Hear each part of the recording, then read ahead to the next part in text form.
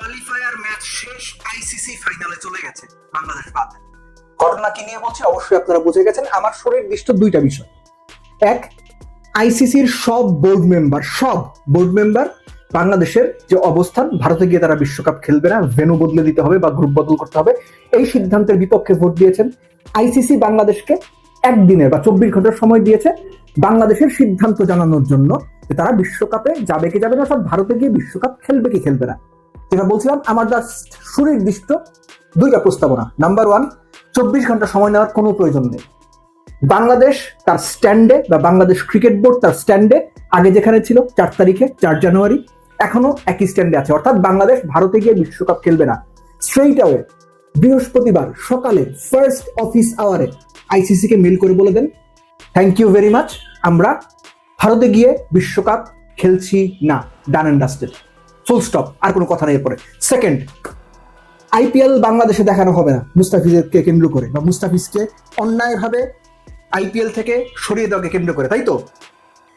IPL যদি বাংলাদেশে দেখানো না হয়, বাংলাদেশ যেহেতু বিশ্বকাপে খেলছে না কিংবা বাংলাদেশে খেলার সুযোগ দেওয়া হচ্ছে না, বিশ্বকাপও বাংলাদেশে দেখানো যাবে না। সরকারের কাছে অনুরোধ করব, বিশ্বকাপ দেখানো বন্ধ করে দেন। আইপিএল যদি এখানে দেখানো সম্প্রচার বন্ধ করতে পারে, বিশ্বকাপ দেখানো সম্প্রচার বন্ধ করতে অসুবিধা কি? আমাদের দেশ, আমাদের প্লেয়াররা যেখানে খেলবে না, আমাদের দর্শকরা যে গ্যালারিতে থাকবে না, আমাদের পতাকা যেখানে উড়বে না, সেই খেলা, সেই বিশ্বকাপ আমরা কেন দেখবো?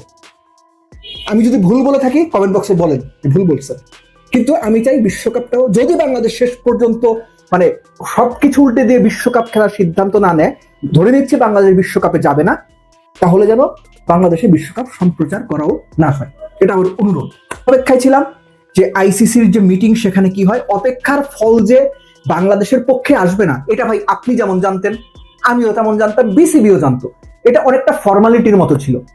তো অফিসিয়ালি বা ফর্মালি আইসিসি তাদের বোর্ড মিটিং এ, বিসিবিতে যে দেখেন যেমন বোর্ড মিটিং হয়, গাড়ি নিয়ে, দামি দামি গাড়ি নিয়ে বিসিবি পরিচালকরা আসে, গণমাধ্যম কর্মীরা ক্যামেরা নিয়ে গাড়ির পাশে পেছনে পেছনে যায়, গাড়ির ভিডিও করে, কে কোন গাড়িতে আসছে এই সমস্ত নিউজ করে।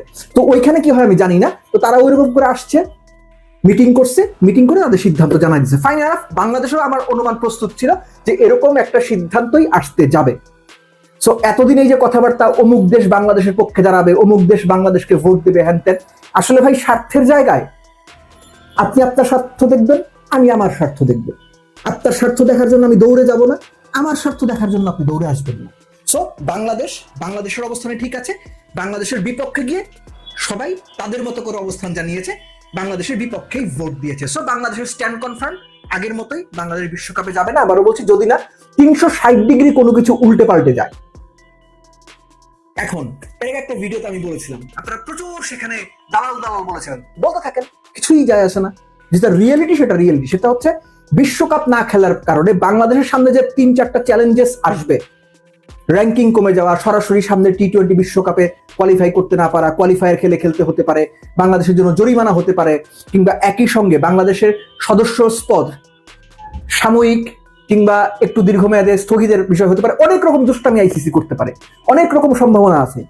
আমার একটাই কথা, বাংলাদেশ ক্রিকেট বোর্ড যেন এরকম কোনো সম্ভাবনা যদি তৈরি হয় যেগুলো বাংলাদেশের স্বার্থের বিপক্ষে কাজ করে, ক্রিকেট বোর্ড যেন এই যে বিসিবি বিশ্বকাপ বা সরকার মিলে বিশ্বকাপে খেলতে না যাওয়ার সিদ্ধান্ত নিল বা নিয়েছে, একই রকম ভাবে যেন খুব স্ট্রংলি বাংলাদেশের বিপক্ষে যে বিষয়গুলো আসবে সেগুলো যেন তারা হ্যান্ডেল করে।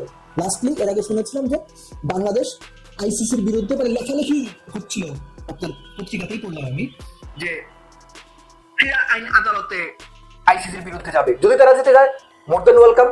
এটা হচ্ছে CAS, court of arbitration for sport. এটা হচ্ছে সুইজারল্যান্ডের, এটা লুজানে বোধহয় সদর দপ্তর। এনিওয়েজ, বাংলাদেশ যদি সেখানে যেতে চায়, সেখানেও বাংলাদেশের জন্য, বাংলাদেশ ক্রিকেট বোর্ডের জন্য আমাদের সবার ফুল সাপোর্ট থাকবে। বাংলাদেশ যদি আইনি লড়াই যেতে চায়, অবশ্যই বাংলাদেশ সেটা যেতে পারে।